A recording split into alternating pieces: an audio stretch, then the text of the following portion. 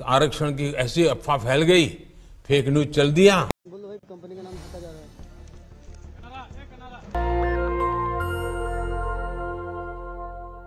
नमस्कार, मैं शंभू कुमार सिंह और आप देख रहे हैं नेशनल दस्तक। सोचिए, पहले ट्रेन दुर्घटना होती थी, रेल मंत्री जिम्मेदार। देश में आतंकी हमला हुआ, गृह मंत्री जिम्मेदार, प्रधानमंत्री जिम्मेदार। देश में कोई भ्रष्टाचार हुआ, उस राज्य का मुख्यमंत्री जिम्मेदार। लालू यादव के राज में घोटाला हुआ, चारा घोटाला हुआ, लालू यादव ने केस दर्ज कराया, लालू यादव जिम्मेदार। लेकिन 2014 से एक अलग हवा बह रही है। नोटबंदी में हजारों लोग मरे, मास्टर स्ट्रोक। कोरोना में लोग पैदल चले, लाखों लोग मरे, मोदी जी ने कोरोना हटा दिया। अब अगर कहीं कोई घटना हो जाए, कोई दुर्घटना हो जाए, और अगर वो बीजेपी शासित राज्य है, अगर कोई सवर्ण मुख्यमंत्री है, तो सिस्टम जिम्मेदार। और उससे भी गनीमत देखिए, बनारस में पुल गिर गया, योगी जी जिम्मेदार नहीं। जो कंपनी पुल बना रही थी वो जिम्मेदार नहीं। गुजरात के मोरबी में 135 लोग मर गए, कंपनी वाले पर दर्ज नहीं हुआ केस। सोचिए, वीडियो, एक वीडियो हजारों शब्द कहते हैं। ये वीडियो देखिए। बोलो भाई, कंपनी का नाम हटा जा रहा है।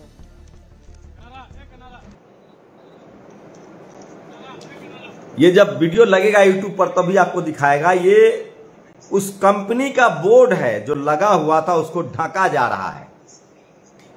तो सोचिए कि ये अद्भुत हवा बह रही है। और भारत की मीडिया 2014 के बाद बदल गई है। अब किसी भी घटना के लिए इस देश का न तो मुख्यमंत्री जिम्मेदार है, न प्रधानमंत्री जिम्मेदार है, तब तक जब तक वो घटना किसी गैर बीजेपी शासित राज्य में न हुआ हो। बिहार में क्राइम होगा, एक बंदा 2 सन की 1 किलोमीटर तक फायरिंग करेगा तो गुंडा राज है, तेजस्वी यादव, नीतीश कुमार जिम्मेदार। 2 पुजारियों की हत्या होगी महाराष्ट्र में तो उद्धव ठाकरे जिम्मेदार। झारखंड, राजस्थान कांग्रेस शासित राज्यों में भी कोई घटना होगी तो कांग्रेस नेता जिम्मेदार। लेकिन जब बीजेपी शासित राज्य में, बंगाल में कोई घटना होगी तो ममता जिम्मेदार। लेकिन बीजेपी शासित राज्य में अगर कोई घटना होगी तो न सीएम जिम्मेदार, न पीएम जिम्मेदार, न गृह मंत्री जिम्मेदार, न रक्षा मंत्री जिम्मेदार। ये अद्भुत हवा बह रही है और भारत की मीडिया इससे 2 कदम आगे बढ़ गई है। गुजरात में पुल गिरा तो इसके लिए गुजरात की जनता जिम्मेदार। 2 करोड़ का ठेका था, घड़ी बनाने वाली कंपनी को दे दी गई तो जनता जिम्मेदार। 17 रुपए का टिकट काटा जा रहा था, जनता जिम्मेदार। महंगाई हो गई है तो राष्ट्र के नाम पर सेवा कीजिए। मतलब अद्भुत दौर चल रहा है। और सोचिए, इस दौर की वजह इस देश का टीवी और अखबार।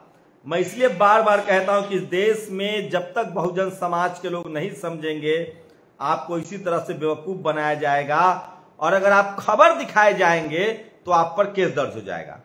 एक एनडीटीवी के पत्रकार ने अस्पताल में वाटर टैंक, मतलब कूलर का खबर दिखाया, जो रेफ्रिजरेटर लगा पानी में, उसका कनेक्शन नहीं हुआ था, उसको पुलिस वाले ने बाहर निकाल दिया। हम लोग सोशल मीडिया पर, सोचिए, प्रधानमंत्री ने क्या कहा है कि सोशल मीडिया पर अफवाह फैलाया जा रहा है। और उन्होंने आरक्षण शब्द का नाम लिया है कि आरक्षण को लेकर अफवाह फैलाया गया और इसीलिए अफवाह फैल गए। क्या आरक्षण खत्म नहीं हो रहा है? क्या निजीकरण नहीं हो रहा है? क्या प्रधानमंत्री की नजर बहुजन मीडिया पर है? वो एक बार फिर से मैं वीडियो सुनाना चाहूंगा। पीएम ने जो बोला है, इसका मतलब है कि पीएम सोशल मीडिया से काफी संभल रहे हैं और उनको लग रहा है कि यहां पर फेक न्यूज फैलाया जा रहा है, जबकि सारे चैनल, सोचिए, ये देखिए एक बार, सोशल मीडिया की शक्ति में काम करके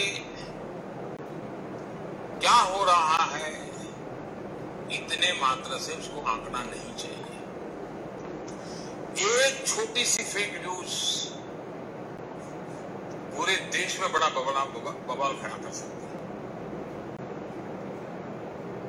हमें मालूम है, आरक्षण की ऐसी अफवाह फैल गई, फेक न्यूज चल दिया, क्या कुछ नुकसान झेलना पड़ा।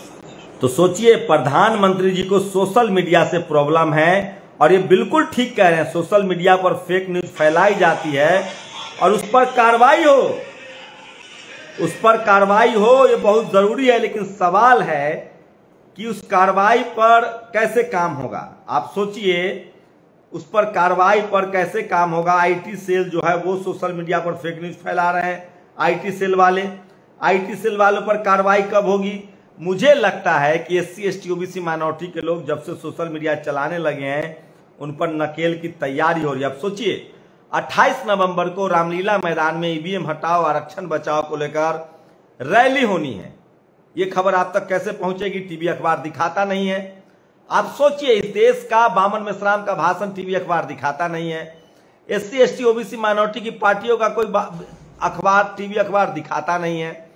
सरकार के कब्जे में है ये टीवी अखबार, सरकार के कंट्रोल में है और मनुवादी लोग टीवी अखबार के मालिक भी हैं, उसके पत्रकार भी हैं और वही तय करते हैं कि कौन सही है कौन गलत है। इसलिए मैं कह रहा हूं कि इस देश के बहुजनों को सोशल मीडिया के लिए खड़ा होना होगा। अगर नेशनल दस्तक जैसे चैनलों को बंद कर दिया गया, अगर हम जैसे पत्रकारों को गिरफ्तार कर लिया जाता है या मार दिया जाता है तो यकीन मानिए इस देश में डेमोक्रेसी के गला घोटने की तैयारी हो रही है। आपको समझना पड़ेगा, रिजर्वेशन लगातार खत्म हो रहा है। इस देश के हर कॉलेज यूनिवर्सिटी में जातिवाद हावी है। एग्जाम में, ग्रुप सी से लेकर नौकरियों में, बिजनेस में, जुडिशियरी में, मीडिया में। आप सोचिए, जो आज दिलीप मंडल ने एक ट्वीट किया, मैं आपको बता रहा हूं, अगर सोशल मीडिया नहीं रहेगा तो आपको सूर्य कुमार यादव के बारे में कौन बताएगा? अगर सोशल मीडिया नहीं रहेगा तो विनोद कामली के बारे में कौन बताएगा? अगर सोशल मीडिया नहीं रहेगा तो आपको इस देश की वो तमाम खबरें कौन बताएगा? बताइए। इस देश में जो हम लोग बोल रहे हैं ना, वो मनुवादी के कान में शीशा की तरह घुसता है, क्योंकि उनको लगता था कि हम कुछ भी करेंगे और कोई आवाज नहीं उठाएगा। आप सोचिए, दिलीप मंडल ने अभी एक ट्वीट किया है, वो मैं आपको पढ़ के सुनाता हूं। आप सोचिए, जस्टिस चंद्रचूड़ जब इलाहाबाद हाईकोर्ट के चीफ जस्टिस थे तब उन्होंने हाईकोर्ट कॉलेजियम के हेड के तौर पे 21 जज हाईकोर्ट में बनाए थे। इनमें एससी एसटी तो छोड़िए, ओबीसी का कोई जज नहीं था। लेकिन चंद्रचूड़ डायवर्सिटी के समर्थक है और आदमी भी अच्छे, मैं उनका सम्मान करता हूं। आप कल्पना कीजिए, विनोद कापरी, अजीत अंजुम, अभिसार शर्मा, रवीश कुमार, ये तमाम सवर्ण पत्रकार जो लिबरल भी हैं, अच्छे पत्रकार हैं, जो टीवी अखबार पर मोदी जी का विरोध भी करते हैं, जो हिंदू मुस्लिम पर मुसलमानों के साथ खड़े हैं, क्या ये एससी एसटी ओबीसी के अधिकारों की बात करते हैं? नहीं करते हैं। इसलिए बहुजनों को अपना मीडिया खड़ा करना पड़ेगा। और आपको अपनी सोचिए, हम लोगों से क्या दिक्कत है इनको, क्योंकि जो हम लोग बोल रहे हैं ये इनको कभी सुनने में नहीं आया। कोई फूले पेरियार अंबेडकर की बात नहीं करता था, कोई एससी एसटी ओबीसी माइनॉरिटी और रिजर्वेशन की बात नहीं करता था। इसलिए इनको अतरज लग रहा है कि ये क्या बोल रहा है। अभी बताइए कि हाई पीएमओ में एक भी ओबीसी का कैबिनेट सेक्रेटरी नहीं है, एक भी कैबिनेट सेक्रेटरी नहीं है। इस देश में सुप्रीम कोर्ट में कितने एससी एसटी ओबीसी के जज हैं? आप बात ही नहीं कर सकते हैं। कितने संपादक एससी एसटी ओबीसी के हैं, माइनॉरिटी के हैं? टीवी अखबार कौन चला रहा है? इस देश के media, judiciary, college, university, bureaucracy पर किनका कब्जा है? इनके खिलाफ आप सवाल उठाइए। सोचिए, आज राजस्थान में क्या हुआ। एक शेड्यूल कास्ट युवा को सुसाइड करने के लिए मजबूर होना पड़ा। उन्होंने रावण को भी चिट्ठी लिखी, कोई नहीं बचाने गया। उनको सुसाइड नहीं करना चाहिए था। ये लड़ाई है, इसको मिलकर लड़ना पड़ेगा और बहुजन समाज को मिलकर लड़ना पड़ेगा, बिल्कुल। और सोचिए, जो जातिवादी लोग हैं, जो मनुवादी लोग हैं, जो जाति, मैं बार बार कह रहा हूं खासकर ओबीसी के लोगों से कि आप जातिवाद करके नहीं बचेंगे। आप मूंछ रखने पर हमला करेंगे, आप गांव में जातिवाद कर रहे हैं, आप छोटे छोटे चीजों को लेकर एससी पर हमला कर रहे हैं, एसटी पर हमला कर रहे हैं, अल्पसंख्यक समुदाय पर हमला कर रहे हैं, किसान जातियों के लोग हमला करेंगे, आपको कानून सजा देगी, आप बचेंगे नहीं। लेकिन उसी किसान जातियों के जाट, गुर्जर, पटेल, मराठा के बच्चे कॉलेज, यूनिवर्सिटी में शोषण के शिकार हैं। जाट, गुर्जर, पटेल, मराठा, यादव, कुर्मी, कोयरी, ये सब जुडिशियरी में नहीं है, मीडिया में नहीं है, ब्यूरोक्रेसी में नहीं है, कॉलेज, यूनिवर्सिटी में नहीं है। और इस देश में जो किसान जातियों के लोग हैं, जुडिशियल, जो चाहे वो राकेश टिकैत हो, चाहे वो गुर्जर समाज के बड़े नेता हो, जाट समाज के बड़े नेता हो, पटेल समाज के बड़े नेता हो, मराठा समाज के बड़े नेता हो, जो पढ़े लिखे हैं, उनसे पूछिए कि आप कितने जज हैं, कितने, वो सब समझते हैं खेल को। इनके बच्चों का देखिए, जो मनुवादी हैं, जातिवादी हैं, जिन्होंने जाति बनाई, वो 5 सेंटर पर शोषण कर रहे हैं। Media, judiciary, college, university, bureaucracy में वो तमाम गैर सवर्णों के अंगूठे काट रहे हैं, नौकरियां नहीं दे रहे हैं। और SC OBC के लोग गांव में, किसान जातियों के लोग गांव में जातिवाद करके जेल जा रहे हैं। इस जातिवाद के खिलाफ लड़ना होगा, आपको संभलना होगा। और मैं फिर कह रहा हूं, जब तक SC ST OBC माइनॉरिटी के लोग लिखेंगे पढ़ेंगे नहीं, कॉलेज यूनिवर्सिटी में यूनिटी है बहुजनों की, जुडिशियरी में यूनिटी है, वकीलों में यूनिटी है, बिजनेस में यूनिटी है, जुडिशियरी में यूनिटी है। जहां जहां पढ़ लिख के लोग आ रहे हैं वहां वहां यूनिटी है, जहां जहां एजुकेशन नहीं हो वहां वहां यूनिटी नहीं है। और उस यूनिटी को खत्म करने के लिए ही स्कूल कॉलेज बंद किया जा रहा है। और इसमें सबसे बड़ी भूमिका 5 पावर सेंटर्स का जब तक भागीदारी तय नहीं होगी, तब तक इस देश में बहुजनों को यही सब करना पड़ेगा। SC ST OBC एक कह रहा है, रोज एक ही बात रिपीट करता है। जी बिल्कुल भाई साहब, आप मत सुनिए। आपको इससे अगर खराब लगता है तो मत सुनिए। हमें पता है हम जिनके लिए काम कर रहे हैं उनका क्या होगा।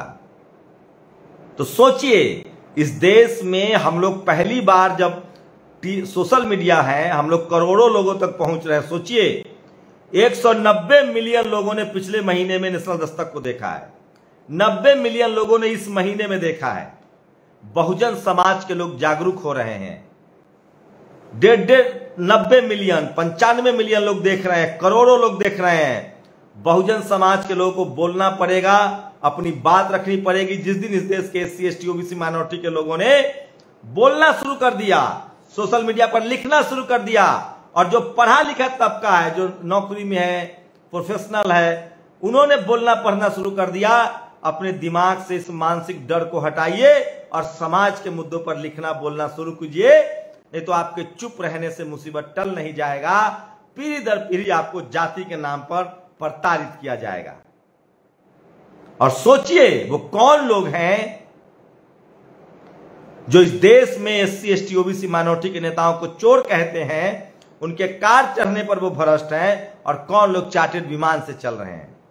आप कल्पना कीजिए, अखिलेश जी के राज में, मायावती जी के राज में, लालू जी के राज में, हेमंत सोरेन के राज में, MK स्टालिन के राज में अगर एक घटना होती जो मोरबी में हुआ है, और कोई बहुजन लीडरशिप वाली पार्टियां होती, तो ये मीडिया खाल उधेड़ देती। लेकिन अब टीवी अखबार कह रहा है कि इसके लिए गुजरात की जनता जिम्मेदार है।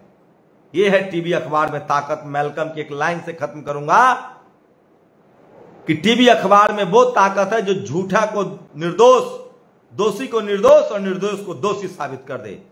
बहुजनों को अपनी बात कहनी पड़ेगी, सोशल मीडिया पर बात करनी पड़ेगी, अपने कम्युनिकेशन बात करनी पड़ेगी, लिखना पड़ेगा, बोलना पड़ेगा। शुक्रिया। नेशनल दस्तक की आपसे गुजारिश है कि अगर इसको बचाना चाहते हैं तो नेशनल दस्तक को सब्सक्राइब करने के लिए रेड कलर के सब्सक्राइब बटन को दबाएं, फिर बेल आइकन की घंटी दबाएं। नेशनल दस्तक को बचाने के लिए बहुत जरूरी है कि हर खबर को शेयर करें, लाइक करें, कमेंट जरूर करें।